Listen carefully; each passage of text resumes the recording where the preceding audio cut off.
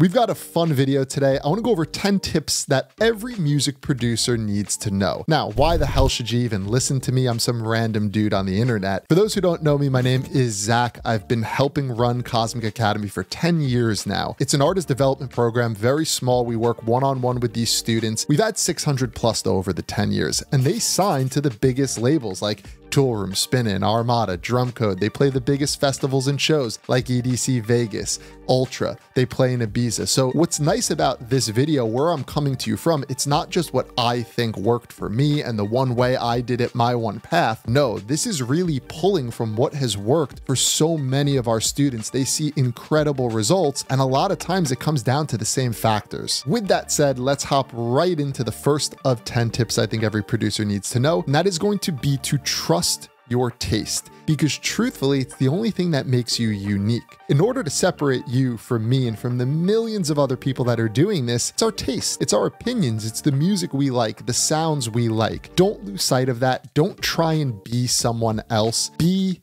you. Make the music you want to make, because that is when you're at your best. The second you try and start pretending to be someone you're not or make something you're not into, it shows. It's a watered down product. Trust your taste. It's what's going to make you unique. Moving on to number 2, this is a massive part of who we are at Cosmic Academy and why I believe we get the results we get. It is to finish a lot of music. It is the quickest way to improve. We see it when we work with the students. We have them finishing a song every week during our program. They exponentially improve with every song that they finish because they're practicing all of the skills that go into making music. If you want to make music and perform with that music, you just focusing on sound design is doing one small part of a bigger job. You need to practice all of those skills that go into making a song: writing, arrangement, production, which includes the sound design, but there's also mixing, there's mastering, there's a lot that goes into this. By finishing songs, you're really forcing yourself to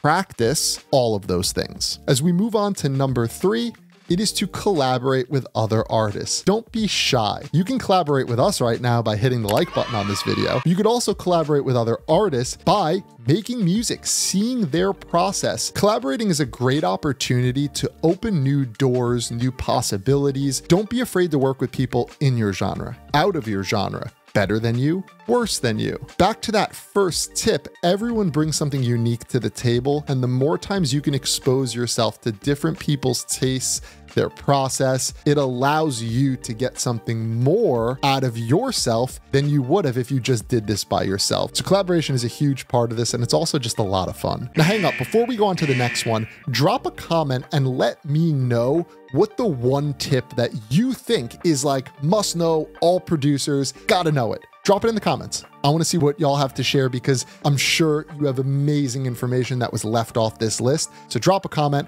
let me know, let everyone know what you think is the most important tip that every producer needs to know. Let's talk about number 4, and this is going to be don't shit on other people's music. We see this a lot and it's unfortunate, but you should respect everyone's work and their taste. Just because you don't like the music someone's making gives you no right to shit on it, because there's a lot of people that don't like the music you make. And it's okay. Think about the hard work and effort you put in to your own music. Think about how much you love your own music. It's no different for that other person. Just because they don't make the shit that you make and the shit you like gives you no reason to shit on them. Embrace what everyone is making. Find things in their music that you can learn from, that you can appreciate, because they're on the same grind as you, and you always want to respect the people that are doing the same thing you are. Let's move on to number 5, and that is going to be don't compare yourself to anyone else. Your journey is unique. How you're going to get there will be different than everyone else. We had 3 students play EDC Las Vegas this year,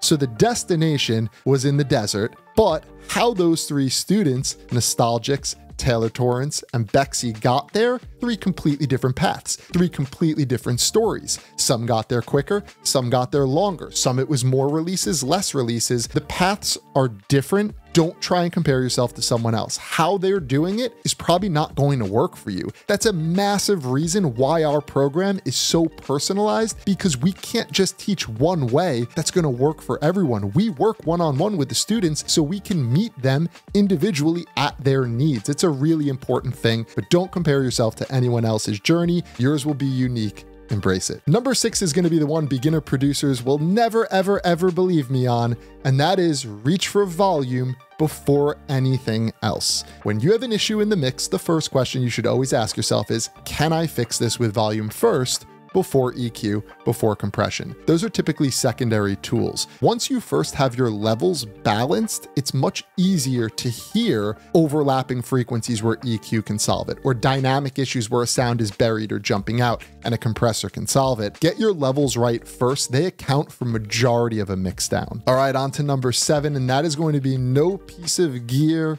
software, plugin, any of that stuff is the answer. Don't get sucked into believing that a plugin is what makes you better. A sample pack is what makes you better. Think of yourself as the chef. Now, the ingredients do matter, but the better you are as a chef, the more you get out of those ingredients, right? If you hand me the finest ingredients and put me up against some legitimate chef, it doesn't matter what ingredients you hand them, their meal will be better than mine because I'm not a good cook. You need to become a good cook, and then you actually do start to reap the rewards of those plugins, of that gear. But don't think that you're just going to get something and it's going to change everything for you. It doesn't work like that. There are more core fundamental lessons that have to be in place first. Number 8 is one I've heard thousands of times on the phone talking with applicants. So the real lesson here is sound selection is everything.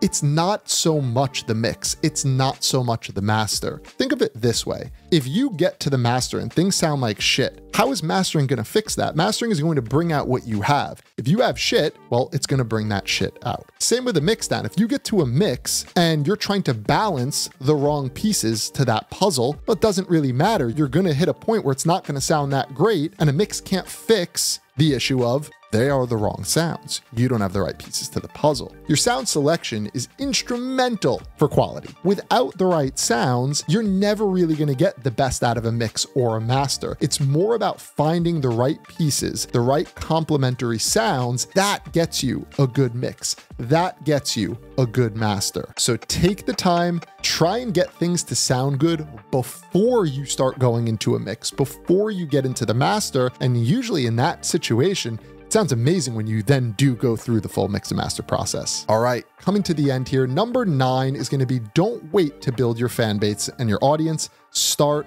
now. This is another one I hear on the phone a lot with the applicants where it's like, hey, I've been doing this for 10 years, but I haven't started my social media, my page yet because the music isn't quite there. Okay, if that's the case, then what happens when you do have the music? Well, now you're starting from zero. There's no one there to listen to it. You could start building your audience with this process, with the journey. People want to follow you for more than your music. Your brand is more than your music. There's nothing wrong with you documenting your journey from I am beginning to I am one day going to play the main stage of such and such festival. I'll sign up for that. I'll watch that. I want to see you progress. I want to see you go from beginning and learning how to make music to signing your first record to playing your first show. You could be documenting this and posting this stuff as you go. You don't need to have this finished final product. You're waiting for the right time. The right time is now. You're never going to find the right time. Just start immediately.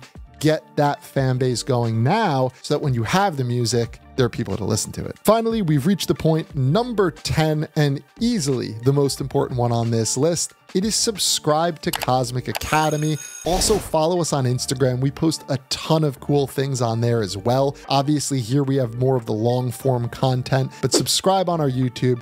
Follow us on the Instagram channel. We're always here to help. We're always trying to provide y'all with some new videos and things that can help you grow your music, your brand, your career. That's all I got for you. I hope you did find these helpful. And until the next one, see ya.